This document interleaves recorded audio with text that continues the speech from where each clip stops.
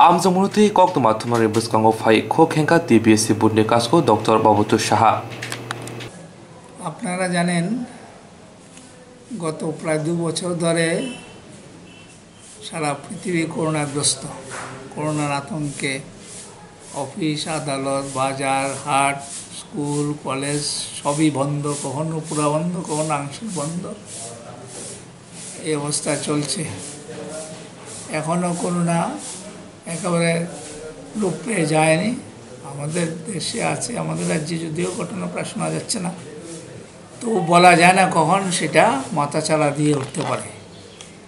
এই প্রেক্ষাপটে সিবিএসসিকে অনুকরণ করে এবার আমরা সিদ্ধান্ত নিয়েছি যে ত্রিপুরা মধ্য শিক্ষা পর্ষদও মাধ্যমিক এবং উচ্চ মাধ্যমিক পরীক্ষা 2 স্তরে নেবে। একটা হচ্ছে টার্ম 1 যেটা আগামী ডিসেম্বর 15 থেকে শুরু হবে, আর একটা হচ্ছে টার্ম 2 যেটা আগামী এপ্রিলে হওয়ার কথা।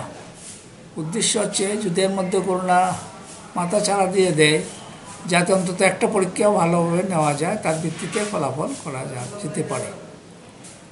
এটার সঙ্গে আমাদের গভর্নিং বডি জুলাই মাসে সিদ্ধান্ত নিয়েছে, রাজ্য সরকার সেটা সেপ্টেম্বর মাসে এক সভায় অনুমোদন দিয়ে দিয়েছে।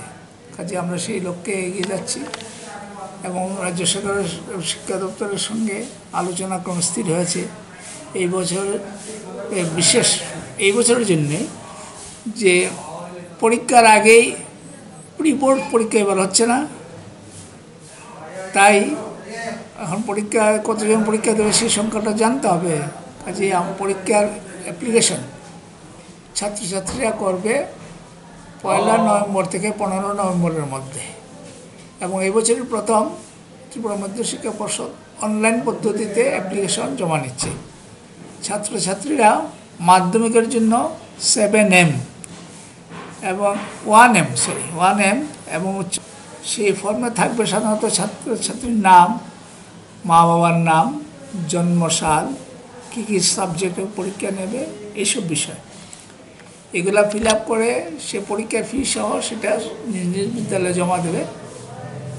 বিদ্যালয় কর্তৃপক্ষ এই তথ্যের ভিত্তিতে মাধ্যমিকের জন্য 7M ফর্ম আমাদের পোর্টালে আপলোড করবে এবং উচ্চ মাধ্যমিকের ক্ষেত্রে 7H ফর্মটা আপলোড করবে।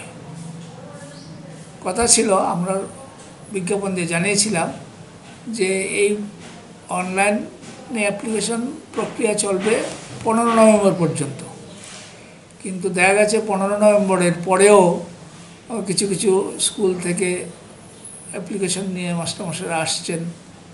এখন ছাত্রছাত্রী সেগুলা আমরা একেবারে না করতে পারি না, সেগুলো আমরা রেখে দিচ্ছি। কিন্তু প্রবলেম হলো পরীক্ষা হবে 15 তারিখ, আমার একটা নির্দিষ্ট দিনে তো থাকতে হবে। পরীক্ষার আগের দিন যদি একজন এসে বলে আমি পরীক্ষা দেবো, সেটা আমরা কী করে রেকর্ড করবো? কাজে প্রশ্নপত্র অন্যান্য জিনিসপত্র উত্তরপত্র সেগুলো আমাদের প্ল্যান করতে হবে। সেই জন্য আমরা 15 তারিখের পরেও রেখেছি ফর্ম জমা, কিন্তু এরপরে আমরা ওইগুলা গত সপ্তাহে স্থগিত করে দিয়েছি, আর রাখবো না। কিন্তু এরপরও বিভিন্ন মহল থেকে চাপ আসছে।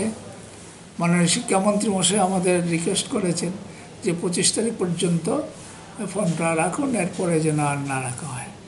অ্যাকর্ডিংলি আমরা কালকে বিজ্ঞপ্তি দিয়ে জানিয়েছি, বিভিন্ন চ্যানেলের মাধ্যমে সেটা জানিয়েছি সর্বসাধারণ কথার্থে, যে এই অনলাইন ভর্তি প্রক্রিয়াটা অ্যাপ্লিকেশন ফর্মটা জমা দেওয়া যাবে 25 তারিখ অবধি, এরপরে আর কিন্তু করা যাবে না। কারণ পরীক্ষা এসে গেছে, এটা একটা প্ল্যানিং তো লাগবে, কতজন পরীক্ষা দেবে ইত্যাদি।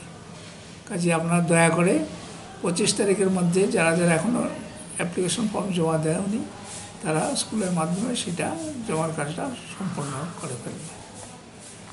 পরীক্ষা করোনার দাপটেই সিবিএসসি যেমন সিদ্ধান্ত নিয়েছে, পরীক্ষা হবে MCQ টাইপ, VSA টাইপ এবং শর্ট আনসার টাইপ। মোট পরীক্ষা হবে 40 নম্বরের। পরীক্ষার সময় থাকবে 1.5 ঘন্টা। 1.5 ঘন্টার মধ্যে এই প্রশ্নগুলো উত্তর দিতে হবে। প্রশ্নপত্র খুব একটা কঠিন হওয়ার কথা নয়, যারা বই গোটাটা পড়ে, টপিকগুলো পড়ে, তাদের পক্ষে সেটা সহজ হবে বলেই আমার ধারণা। ঠিক আছে, থ্যাংক ইউ।